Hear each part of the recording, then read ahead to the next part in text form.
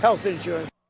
So obviously this is going to be an issue heading into the midterms. Republican Louisiana Senator Bill Cassidy is helping the White House with this effort, coming up with this plan. He's the chair of the Help Committee, which plays a key role in health care legislation. He's also a doctor. Thank you very much, Senator. It's good to have you with us. Can you explain to people in the simplest terms where the money would come from that would be given to individuals to purchase their own health care plans, whether it's in their own state or another state, and who would pay for this money, and how would you make sure that people use it to buy health care insurance? So first, Martha, thanks for having me on. Thank you. You've got to have a plan that can work by January 1st, 2026. So that puts a little bit of a constraint on what you can do. Now, there's two types of subsidies in Obamacare. There's a subsidy in the original Obamacare, called that the baseline. And then there is the extra subsidy that was started under the Biden administration. That's called the enhanced subsidy. So the plan that I'm thinking would work for January the 1st is to allow the baseline subsidy to continue to apply to a policy on the exchanges. Mm-hmm. But the enhanced subsidy, as the president says, will be put into a health savings account.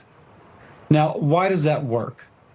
Because someone can take the subsidy they would have gotten for a more expensive policy under the baseline scenario. They can buy a bronze level plan, which is a cheaper plan on the exchanges, and then use their health savings account to pay for the higher deductible. This decreases your overall cost of being insured.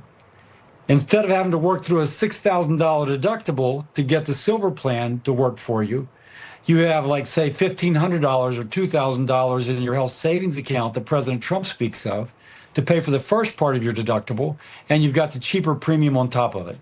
I think this is a great idea. I think the president's right on. So this is the pocket of money that Democrats wanted to see extended through January. I think the number that was put on it by some people was $1.5 trillion in order to extend those subsidies through the end of January, I believe it was. Correct me if I'm wrong.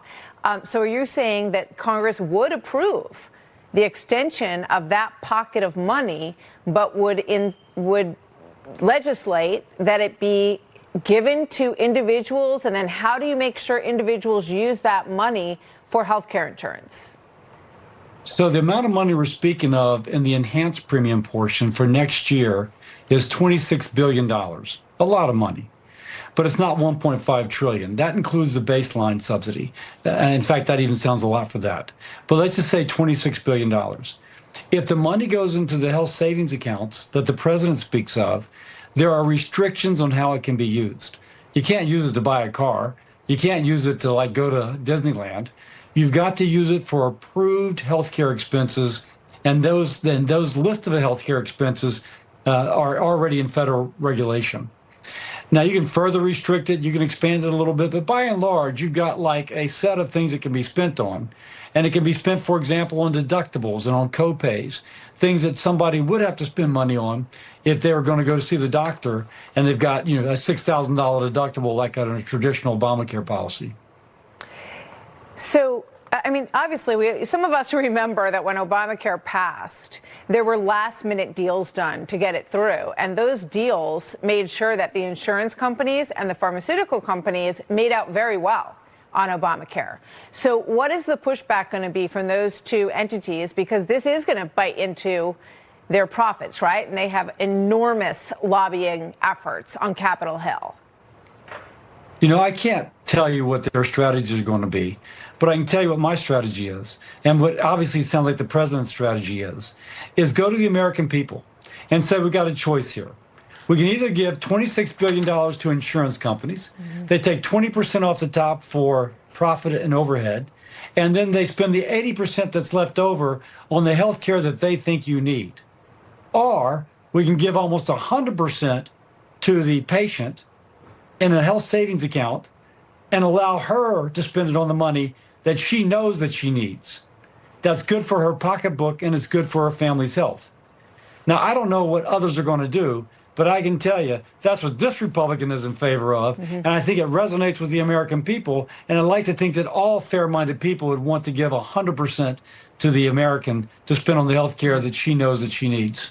Well, in your career as a doctor, you watched this whole process play out. And I think, but most people say that they're in favor of Obamacare, 64%. But I think that for so many people, they just get nervous that something might change and they've gotten used to it. Do you buy that 64% favorable number? And do you think those people will be upset if you change this on them?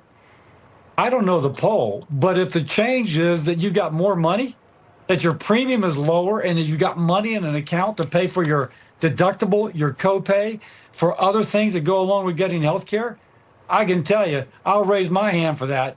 I think everybody will raise their hand for that. So sometimes change is for the better.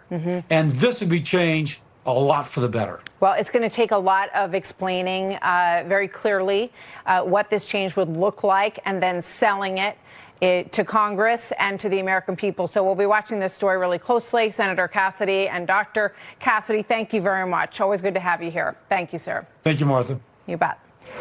So a new report revealing Chicago public schools. This is eye